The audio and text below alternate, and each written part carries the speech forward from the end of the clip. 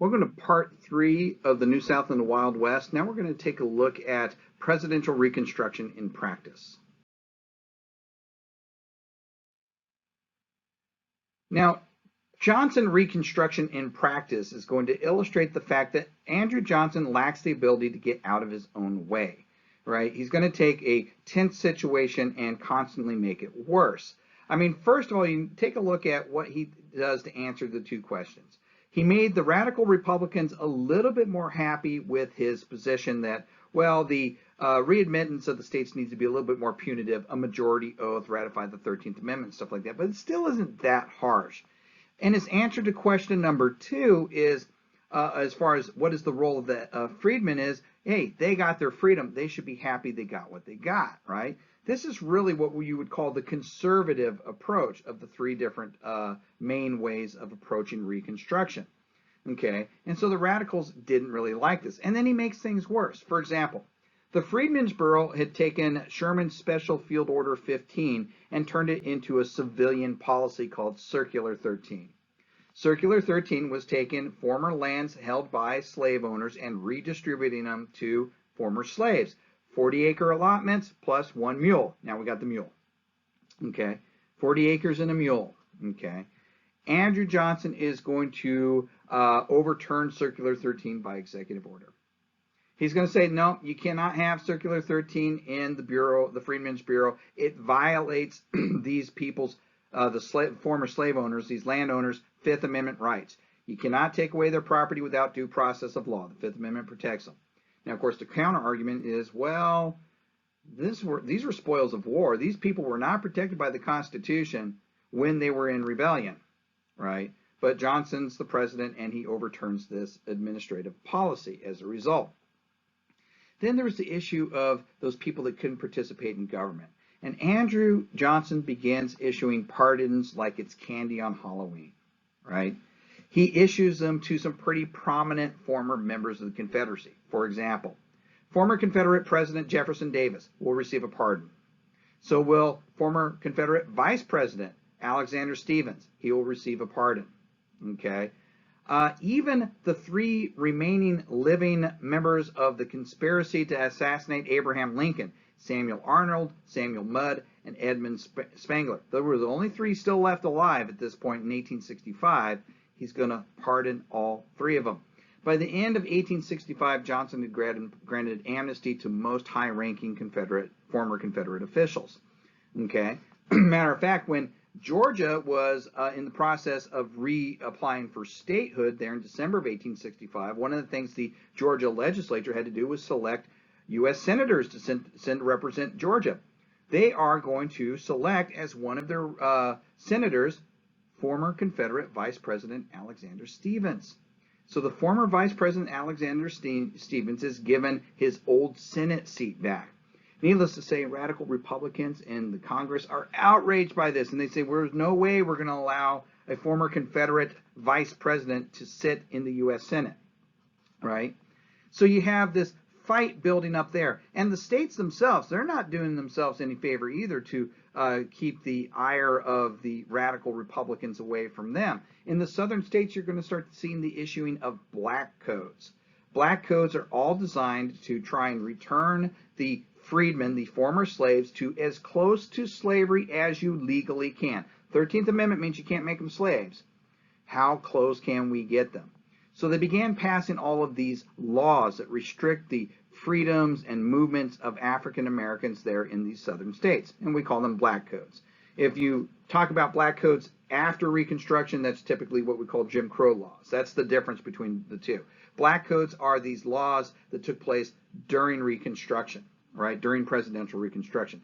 And they included things like vagrancy laws. It was against laws for you to be an African American in the South and unemployed, right? So if you were a tenant farmer and the landowner decided not to farm the field that year, he could say, yep, sorry, you're out of a job. Oh, by the way, brought the sheriff with me. It's against the law for you to be unemployed. You're a vagrant. You're going to jail, right? Employment restrictions, right? In many southern states, a African American male could only work in agriculture.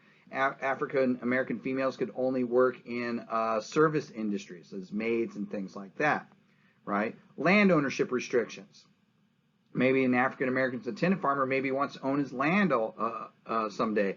Probably pretty much impossible to do in the South.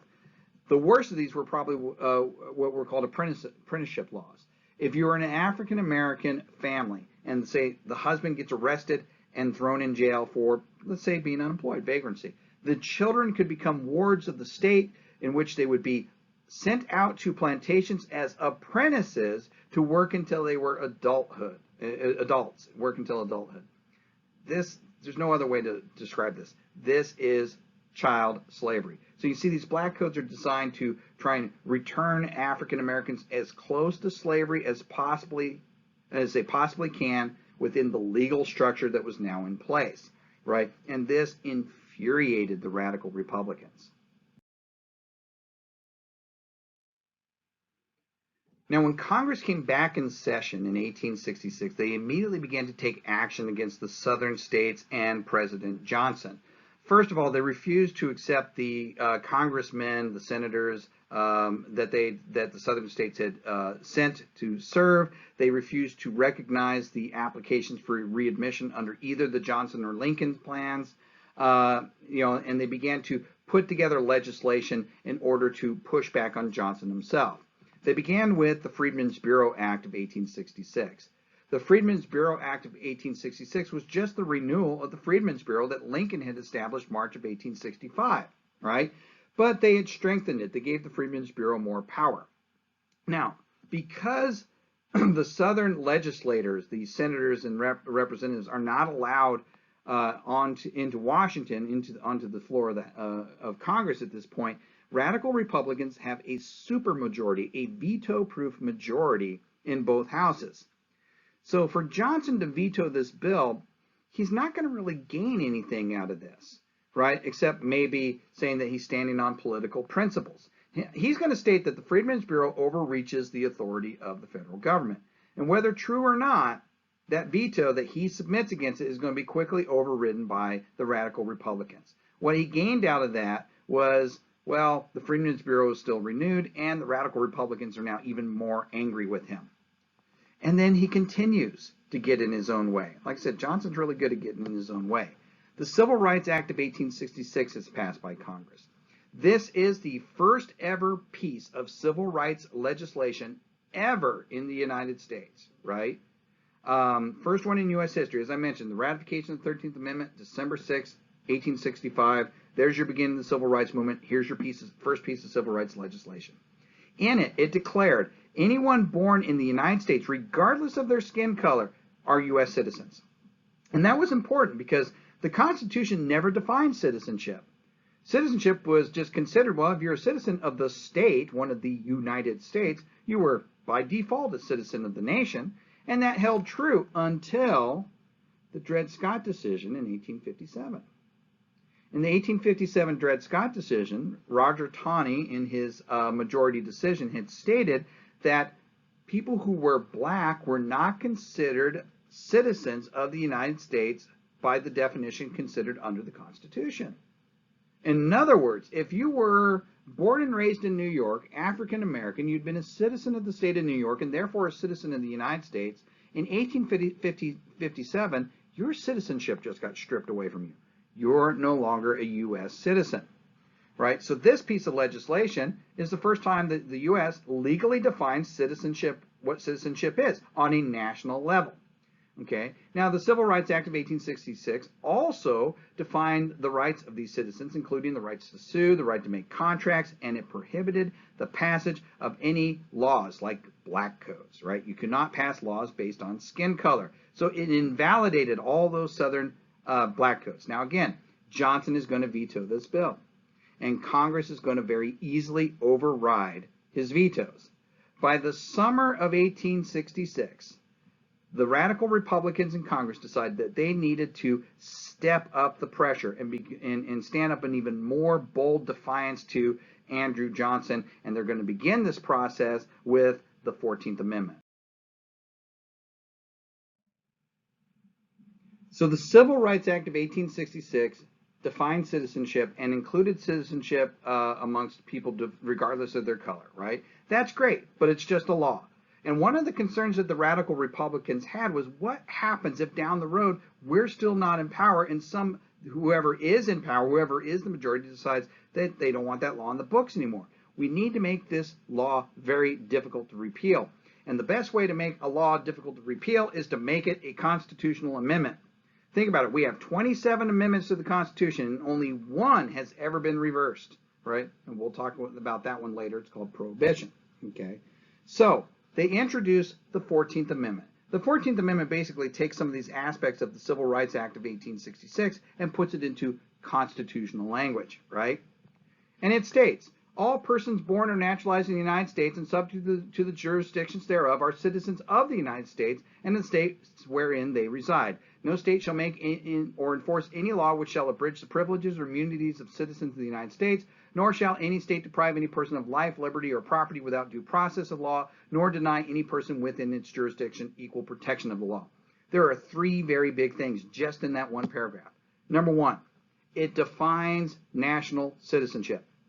All persons born or naturalized in the United States or subject to their jurisdiction are citizens of the United States, right? That's number one. Number two, it reiterates the Fifth Amendment. You cannot deprive anyone of life, liberty, or property without due process of law. But now it says you cannot do that under the new guidelines of what the definition of a citizen is. And that's why you have the Fifth Amendment reiterated here, right? And then finally, all people within its jurisdiction is allotted the equal protection of the laws. The law applies to everyone equally, right? These are three very important things. Now, we're going to mess some of this up, right? Because we're going to have segregation and stuff like that. We're going to have the issues of separate but equal. But these are three huge things, right? And I argue often because of the main things that these do, that this is arguably the most, if not one of the most important amendments ever to the United States Constitution, okay? Now, again, it passed through Congress and the Senate with no problem. Johnson thought better to try and veto it once it passed, right? Because he knew that was going to come to nothing. So instead, he begrudgingly signed it, but then went on an active speaking campaign against ratification to try and convince the states to not ratify the 14th Amendment. Now, again, fortunately, it won't work. On July 9th, 1868, the 14th Amendment will be ratified, and it'll become part of the Constitution. But now Johnson, by his active campaigning against it, has painted a huge target on his back, and the radical Republicans have had it with President Andrew Johnson.